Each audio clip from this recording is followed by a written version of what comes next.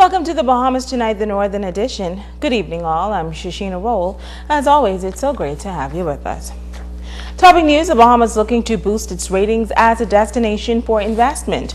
Representatives from countries around the world on Grand Bahama this week to look at opportunities to invest. The delegates are meeting in a two-day conference at the Grand Lucayne Resort. Government and other stakeholders hope this forum will produce huge dividends for the Bahamas. Joan Davis-Roll reports. Pomp and pageantry setting the stage as hundreds gathered at the Lucayne Resort for the international event, which not only attracted local stakeholders, but delegates from 27 countries around the world. The nation's leader, Prime Minister of the Right Honorable Perry Christie, in delivering the keynote address said the historic event is designed to attract new business of global proportions and to bolster the economy of the Bahamas, and more specifically, Grand Bahama. This is about believing in Freeport to those of you who work here, who have investments here, and it's about ensuring, as we have our visitors come in, potential investment coming in. It's about understanding the absolute necessity to expose those Bahamians working in ministries to this process. And so to those of you who have come from afar, I am really heartened to see such a diverse turnout. I am sure this bodes well for the success of this forum and for the future success of this city and indeed all of Grand Bahama. The nation's leader emphasized the need for new vision that will lead to innovation and opportunities created to unlock many doors for future growth and development in this country. There are wonderful signs on the horizon for us in the form of applications of people who are prepared to spend their money in pursuance of developing economic interests in the Bahamas. And so even though next week I will speak to the nation in terms of how we have to trim our sails, it is all predicated on the success that I think will come in the ensuing years. So remember this for me though. Each of you here today is a big player in making that success happen. The Prime Minister challenged those in attendance to become agents of change. He stated that projects and investment must possess local appeal while promoting a global reach. Grand Bahama definitely has in petrochemicals, in pharmaceuticals. It has already developed a culture and a skill of manufacturing. These cruise ships we spend millions of dollars with. Direct funding in terms of monies we spend. Can we not, those who have the entrepreneurial desire, the promotional obligation, approach them with a view to joint venturing in factories to manufacture the bedding and other such materials that go and are used there? These are opportunities for us, and opportunities that must be taken advantage of. We must also be resolute, Sarah, in making a push in this financial services. So speak to Ryan about this. Be at one with Ryan Pinder in this regard. It must go beyond talk. What is it that we have to do? Port Authority and government must go beyond talk. In a frank and candid address, the Prime Minister noted a major hurdle impeding potential economic growth on Grand Bahama, the high cost of electricity. I said, and I close with this to Amira. I said, listen, the cost of electricity is so intimidating to the people of Grand Bahama. I said, just do me a little study and tell me that I could plug into Florida Power and Light. And I was serious as a cat. There comes a time when you just can't sit down and watch people not be able to live because of the demands being made on their earnings. The Prime Minister stated that now is the time for less talk and more action. He says movers and shakers must network in order to help take this island and indeed the Bahamas to the next level. Reporting for ZNS Network News, I'm Joan Davis Rolle.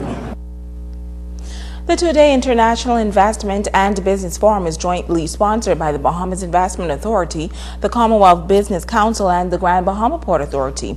Chairman of the port, Ian Fair, welcomed the delegates to the conference while promoting Grand Bahama as the right place to invest.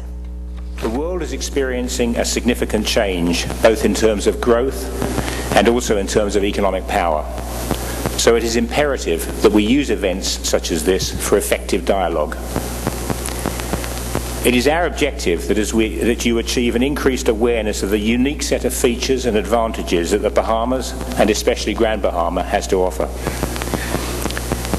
If you can imagine the possibilities, we pledge our wholehearted commitment to assisting in making the realities for the benefit of our island, our country, and the wider Caribbean region.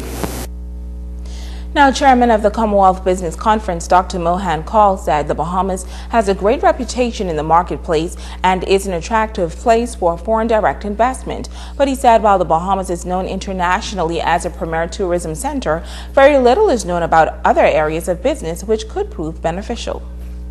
The Bahamas is not yet well known as it should be as a major shipping, logistics, manufacturing and IT hub.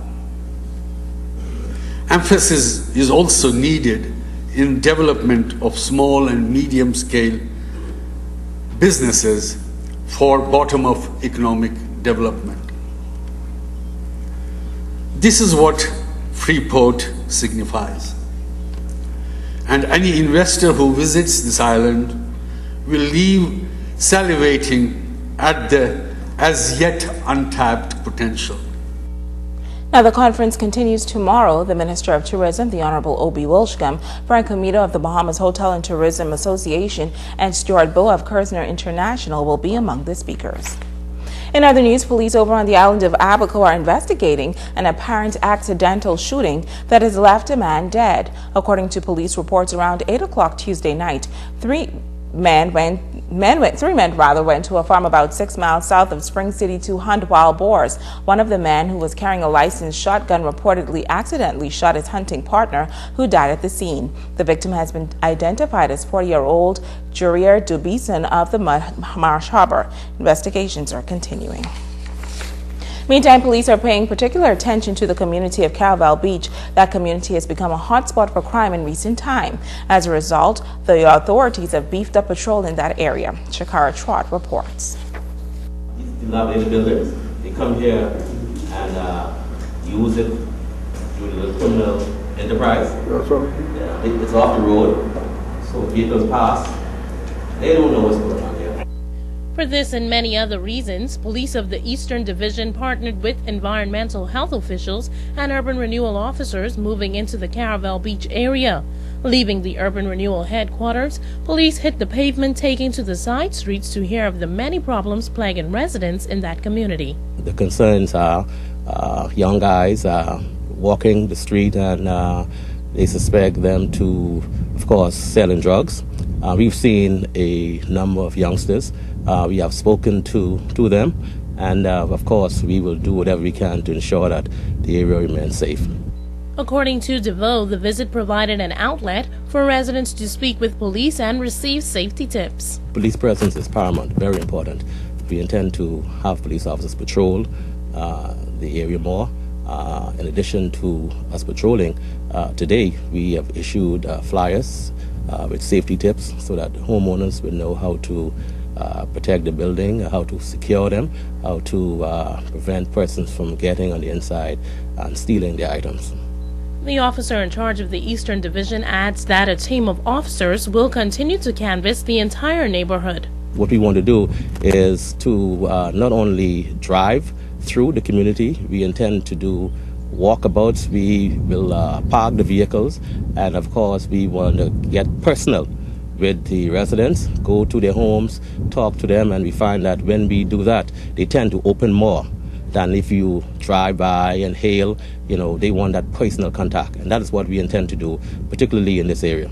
It's a partnership between police, business owners, and those living in Caravel Beach, and DeVoe says the police wants to make a difference in that community. Those who sell drugs, we want to say to them, stop, cease, desist from the sale of illegal drugs. And at the same time, we want to send a warning to the building owners. We want them to secure the buildings, because if they do, it will prevent persons from congregating on the inside. And of course, you know, there's an old saying which says, the devil find things for idle hand to do. DeVoe says more mobile and foot patrols will be conducted in the year ahead. We will be coming back here throughout the week, and indeed as long as necessary for us to complete our walkabout. Shakara Trott, ZNS Network News. A Grand Bahama family is mourning after losing their loved one in a house fire in the Southern District. As police officials continue their investigations into this tragedy, the family is also trying to figure out what could have gone wrong.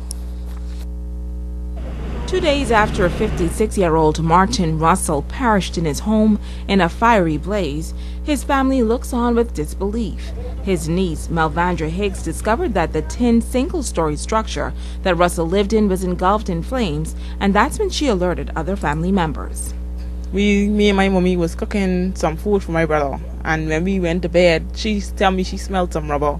And when I look out my window, my uncle shack was on fire. And I went outside and I tell my auntie them, and they call the fire engine. And I reach out, all the people is getting water from the households, you know, to try help. But the fire engine, they respond quick. And they bring water. You imagine? They brought water for them. As firefighters and neighbors try to put out the fire, the close-knit family had a gut-wrenching feeling that Russell was still inside. Because I asked them if they see my uncle, and he wouldn't appear, so I guess he was inside the shack while it was burning. Because when I run outside, they say, "Yeah, and you see Uncle Martin?" She say, "No." Man, I holler. When they bring him out on the stretcher, I holler. Because we was hoping he wasn't there, though, but it's a sad thing, man. I know, I ain't like that, but ain't nothing I could do. God must have had it planned that way, you know. Sisters Marianne and Linda took care of their brother. While they both admit that he was a complex individual with his share of problems, they both agree that he will be missed. I ain't sleep that night, boy. I mean, he's a cuss to carry on. Then he come back and say, "What I say?" We say, I say, you case me. I ain't say that, man. Sorry. You know, but that was still him, you know. But Shasheena, did God be, God make it, and he take it. So that's all we can say. God knows all. Everybody got a destiny to go in. So I guess that was his final one right there. But, you know, he can be, or we can miss him, but ain't nothing we can do. God love him but better than us, I guess. And you can't question God. I try to question him that night, you know, why he do it, but he ain't answer me.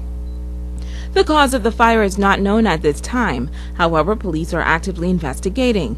Meantime, family members are making plans to hold a memorial for 56-year-old Martin Russell. Stay with us, the Bahamas Tonight. The Northern Edition will be back right after this.